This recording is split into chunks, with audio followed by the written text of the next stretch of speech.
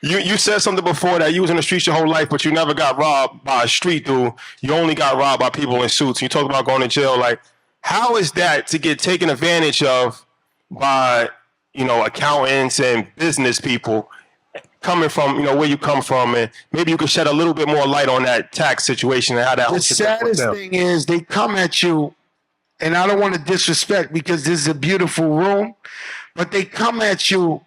It usually be your own people to begin with.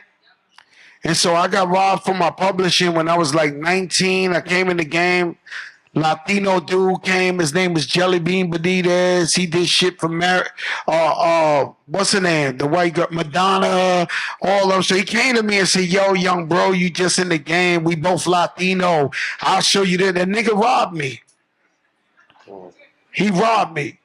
And I never seen him since. He been robbing me ever since. And so these people who really rob you, like me, I know a thief. I know who's going to stick me up or whatever. Usually, they never stuck me up in their life. It's usually the guys with the bow ties and the smiles in your face. And then we want to trust them because they look like us and they talk that Harvard shit and they talk all that smart shit and they smiling at you, but they looking at you like you're less sophisticated than them. And so when they talking to you, they just trying to realize what you don't know. That, I could rob them like that. I could rob them like that. I could rob them like that. And so my experience with accountants have been horrible. I got robbed 2 times. The one they talking about is the first time I went to jail for the guy robbing me. And recently, like 2 years ago, here in Miami, I was BDO, big accounting firm. I don't even want to tell you. I told you behind the scenes, the biggest people on earth, use this account. So I'm thinking I'm the littlest guy there. And so then I find out they robbed me for millions of dollars. We go through it, and now we in the same bullshit. But at least this time, the feds is like, oh, no, you got robbed. Yo, that's fucked up. It happened twice. Yo, I said, yeah, but I went to jail the first time for this shit. And you called me a criminal, and now you saying I'm a good guy. It's the same shit. And so, we got to be careful, and that's why the financial literacy is so important. And also, we need to be teaching this shit in like schools, like elementary, junior high, high school. And so I tell my daughter all the time, she ain't with it and she ain't listening to me, but I tell her all the time, she be like, what you want me to be, Dad? I'll be like, an accountant. And she's like, why? I said, I don't want us to get robbed no more. I don't want you to get robbed, because if I die, I'm leaving her some shit. I'm like, don't want them to rob you. My son, he's trying to be a rapper. He's all right. I said, listen.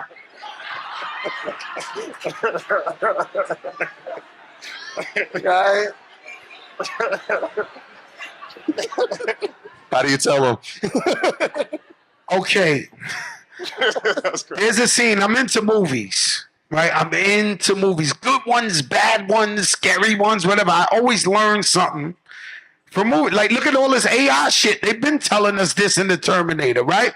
So I take what I take out of the movie. So one of my favorite movies is The Godfather, right? So The Godfather knows he's dying, and he tells his son, Michael Corleone, he says, listen, I don't care who's coming to you and tries to broker the peace, even if they've been with you since the beginning of earth, this guy's trying to set you up to get killed. And sure enough, once the Godfathers died, one of the Godfather's best friends for 60 years come and say, Michael, I want to set up the meeting for you to meet him. And then he looks at him, he says, oh my God, it was Balzini all along. Right? So you don't know. Sometimes you got the enemy with you. So I take my son and I sit him down next to all his uncles who I consider my best friends. And I say, look, if this guy or this guy or this guy or this guy tells you that you're going to be a big rapper when I die and take your money to make an album, they're full of shit. Keep the money, buy a business, do something. Do not take the money I leave you to become a rapper. That's not for you. These uncles, man, I'm telling you. Yo, so this is interesting, man, because, loyalty. When I think Terror Squad, I think loyalty, I think longevity. When you're tested in those ways, right? Like you went to federal prison for tax evasion, right? Because somebody that you thought you could trust turned out to be somebody that you couldn't. Now it's happened again. How do you have the mental fortitude to overcome unloyal people when that's all you know? Man, I got my heart broken so many times. I had a best friend. The man was with me every single day for 25 years. I would have died for this person or allegedly killed somebody for this person. Allegedly, y'all. Right? And so, I'll tell you a story. I have two biological brothers, right? I was in LA. I couldn't be there. My mother had emergency operation. They was like, she was sick. She had a heart attack. They had to do a procedure, this, that. And usually, even though I got older brothers, she would only listen to me. So this guy who was my best friend, I sent him to the hospital because I'm in LA. He shows up and the doctor's like, miss, we got to do the procedure. Does your kids want this and that? She goes, no. When the guy walks in, she said, what do you say? She said, this is my son, to my best friend, because I was so tight with him. She called him her son over her sons. And he said, nah, Ma, Joe said, do the procedure. She went, she did the procedure. I'm just trying to tell you how much of a best friend. If Fat Joe bought a Lamborghini, I bought him a Lamborghini. If I bought anything, he had anything. So when I go through the taxes, there's something called forensic accounting. So as we looking at everything, my new accountant looks at me and he does this. He goes, and I say, yo, what's up? He was like, man, says here your best friend, such and such, he's stealing your money. And it goes back years. And look at this. He's paying his kids' school. He's buying his cars with your accounts. We shared an account where he could just go in my account and get whatever he wants. We talking about loyalty, right? So it broke my. Now I deal with death. I deal with beef. I'm real good with beef and war, like street shit. I'm one of the best, right? But this type of betrayal, I go home to my house here in Miami. My wife was cooking. And I bring the papers. I call him over. He comes over like always. Yo, what's up, God? What's up? I'm like, yo, is something wrong? I said, the accountant said, you spending all my, you stealing my money. And is this your kid's school?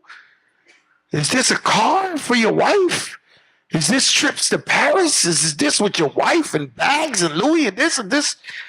And I knew this guy for 25 years. His face just went. And I started shaking in convulsions. Like this. I started shaking. I couldn't even control it. That was it. All the real nigga shit, all that out the window. This your best friend? They just stole millions of dollars and put you in jail, and the first thing you get to hear is your best friend? When I was in jail, I had my wife giving him $10,000 a month to make sure he don't look fucked up in the streets till I get out. I'm shaking. And all I could do was scream, why? Because I would have gave him anything. And so, betrayal is hard. When you deal with loyalty, when you really put that first, and somebody do that to you, you can't build a wall high enough to get over that feeling. What was his answer? He ain't have to, I don't want to tell y'all what he said. Okay? No, I don't want to tell you. Let's just say he really feared for his safety. Really feared for his safety. And so that's why he was screaming, please don't, please don't, please don't, please don't, please don't, please don't, please don't, please don't, please don't. That's the loop. Please. And I'm like, that's the hook. And I couldn't even do it.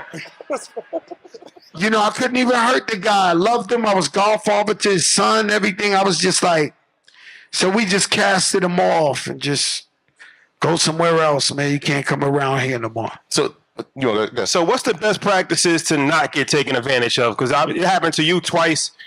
Like for up and coming creators, there's a lot of creatives here on the music side, art side. What's the best practices that you've learned to not get taken advantage of? The old school one I heard Oprah Winfrey say, and Khaled just said it recently, is sign your own checks. I know it's annoying. Look after your own bills. Take out the time to look after what you're spending, because otherwise they're gonna rob you. I just don't know why people can't keep their hands in their pocket.